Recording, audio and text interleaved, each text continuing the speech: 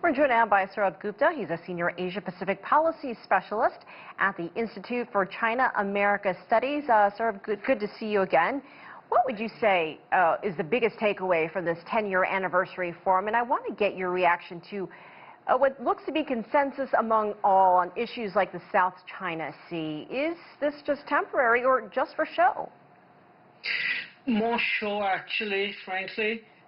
First of all, coming back to the initial question, you know, the ADMM has defense minister's ministerial has a good track record because they don't deal with the boiling issues in Asia. They try to, many of those issues have to be dealt bilaterally or within a smaller grouping.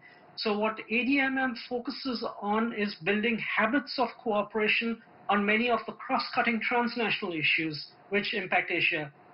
Public health, pandemics, terrorism, drug smuggling, natural disasters, and those are easy areas which are more amenable for cooperation. And so there is a good track record because at the end of the day, defense budgets are large, and so decisions that are taken at the conference table can be implemented on the ground.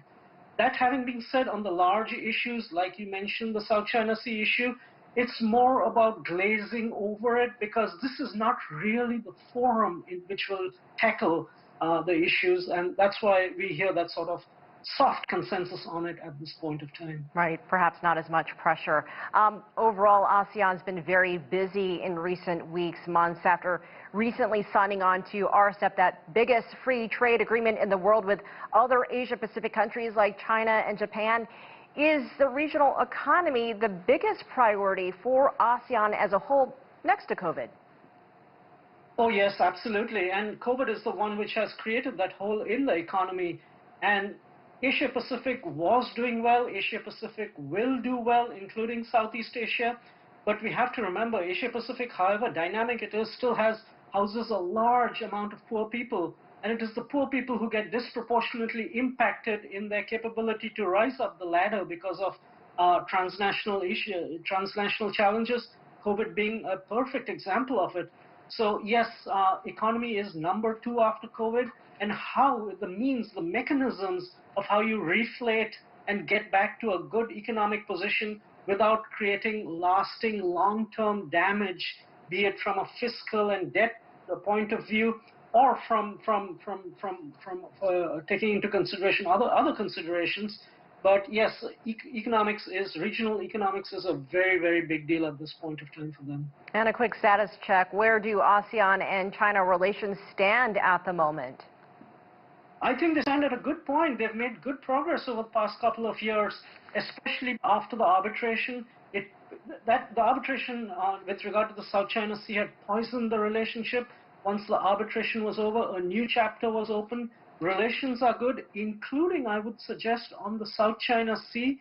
But there are challenges, of course. They are coming towards the penultimate stages of their code of conduct on the South China Sea, which is actually a good thing that they've gotten this far. But as one goes up, the negotiations come towards the finish line, there's always brinksmanship and things can get out of control. But overall, the relationship is good. And we saw an example of it when within 1 month or maybe 2 months of COVID really breaking out, we had a special ASEAN-China summit at the foreign ministers level to maintain communication and find ways in which they could cooperate. So I think overall it's in a good place. And about 30 seconds left. Quickly, I got to ask you about the sense among ASEAN countries with the change in U.S. leadership coming soon with Joe Biden as president-elect. Any big shifts with possible re-engagement from the U.S. side to ASEAN? Oh, I'm sure they're going to be thrilled about it. The very fact that Joe Biden will show up in Asia during the ASEAN-linked summits is itself going to be huge, and they will be very happy for it. They want the U.S. in there, and they want the U.S. to physically be there diplomatically, militarily, and economically.